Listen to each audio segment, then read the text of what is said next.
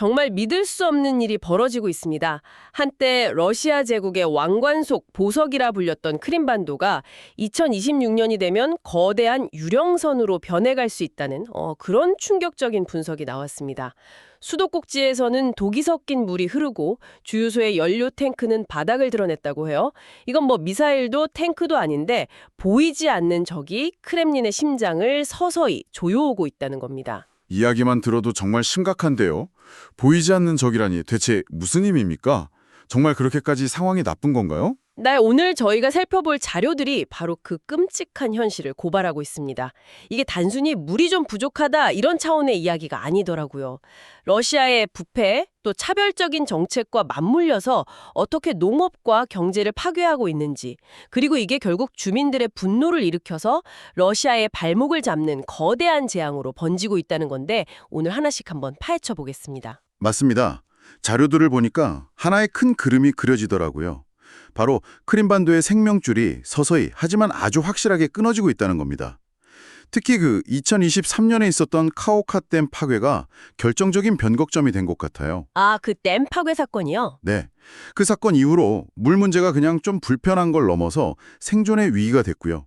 이게 또 다른 위기들을 연쇄적으로 불러일으키는 도미노 현상을 낳고 있다는 게 이 자료들의 핵심인 것 같습니다. 그렇죠. 그럼 그 첫 번째 도미노, 느리게 작용하는 독이라고 표현된 물 위기부터 시작해 볼까요?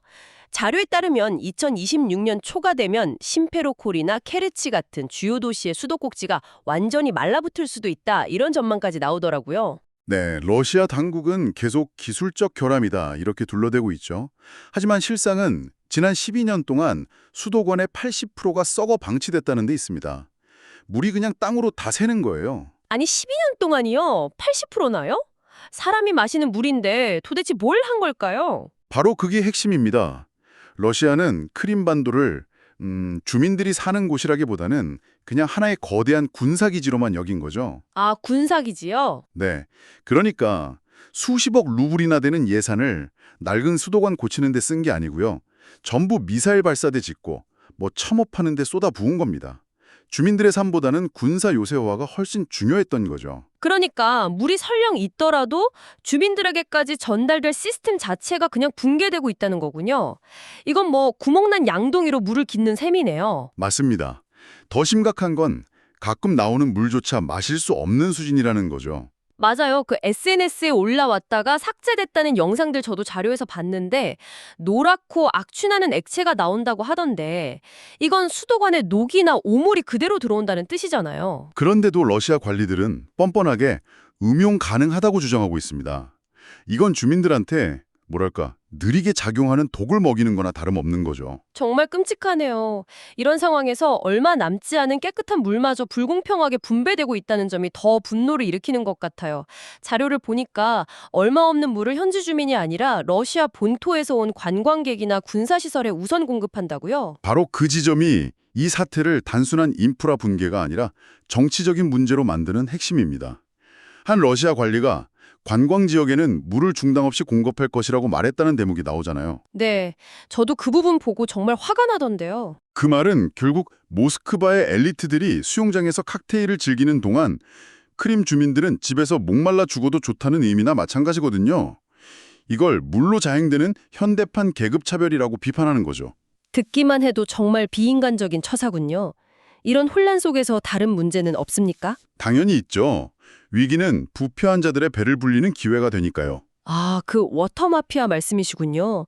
저도 그 자료 보고 정말 충격적이었습니다. 수법이 아주 조직적이더라고요. 네, 이건 단순한 암시장 상인의 문제가 아닙니다. 자료에 따르면 먼저 공식 수도를 그냥 끊어버린대요. 그리고 얼마 안 가서 사설 물탱크 트럭이 나타나는데 정상가의 50배 가격에 현금만 받고 물을 판다는 겁니다. 세상에 50배요? 공식 시스템을 일부러 마비시켜서 불법 시장을 만들고 거기서 나오는 이익을 챙기는 구조라는 거네요. 정확합니다. 이건 시스템의 실패가 아니라 약탈을 위해 설계된 시스템인 거죠. 러시아가 선전하는 그 루스키미르, 즉 러시아 세계라는 것의 끔찍한 민낯을 보여주는 아주 적나라한 사례라고 할 수 있습니다. 참 아이러니하네요. 그런데 이 약탈 시스템마저도 또 다른 위기 때문에 흔들리고 있다고요.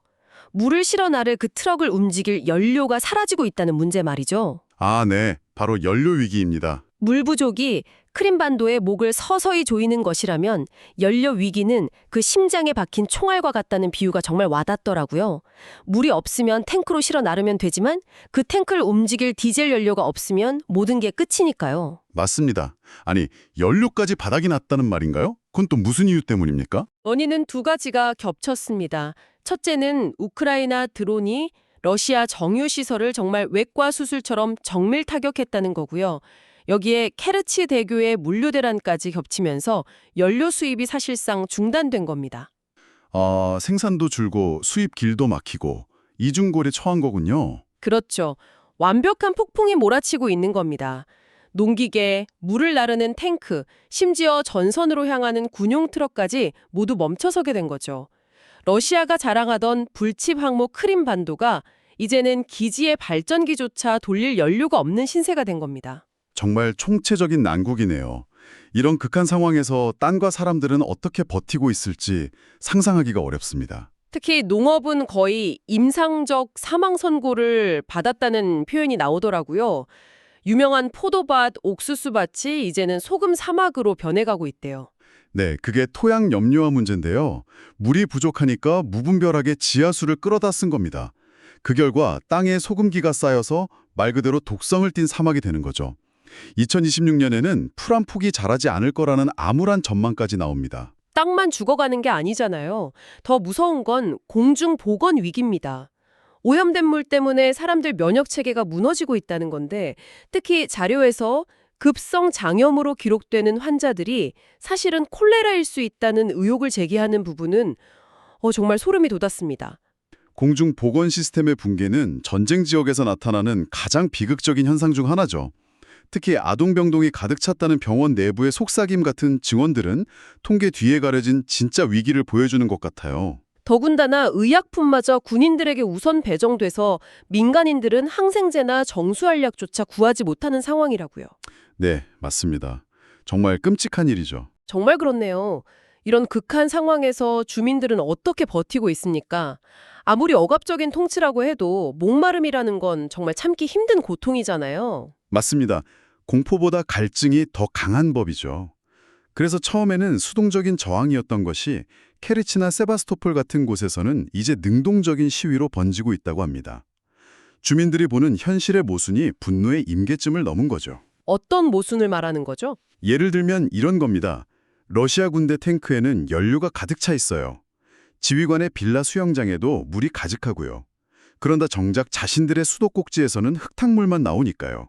이 현실을 매일 목격하는 겁니다. 그 박탈감이 엄청나겠네요. 크림은 우리 것이라는 구호가 크림은 너희의 무덤이 되었다는 속삭임으로 바뀌고 있다는 표현이 참 인상 깊었습니다. 네, 여기에 더해서 부드러운 인종 청소까지 자행되고 있습니다. 유엔 보고서를 보면 러시아 정착면 마을에는 물을 공급하면서 크림 타타르족 마을은 몇 주씩 단수시키는 일이 벌어지고 있다는 거죠. 일부러 살기 힘들게 만들어서 떠나게 하려는 거군요. 그렇죠. 직접 쫓아내는 게 아니라 생존 환경 자체를 파괴해서 스스로 떠나게 만드는 방식입니다. 아주 교묘하고 악랄한 정책이죠. 오늘 저희가 함께 살펴본 자료들을 종합해보면 결국 하나의 결론에 이르게 되네요.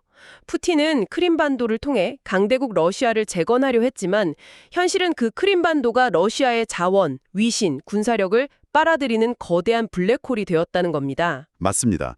2026년의 전망은 그래서 분명해 보입니다.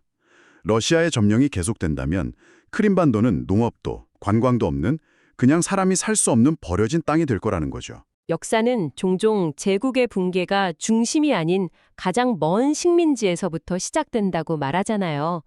지금 그 균열의 소리가 크림반도의 마른 수도꼭지에서 섬뜩하게 들려오는 것 같습니다. 네, 오늘 이 자료들은 그저 크림반도의 비극을 넘어서 제국의 운영 방식과 그 한계에 대해 많은 생각을 하게 만드네요. 오늘 이야기가 국제 정세를 이해하시는 데 좀 도움이 되셨으면 좋겠습니다.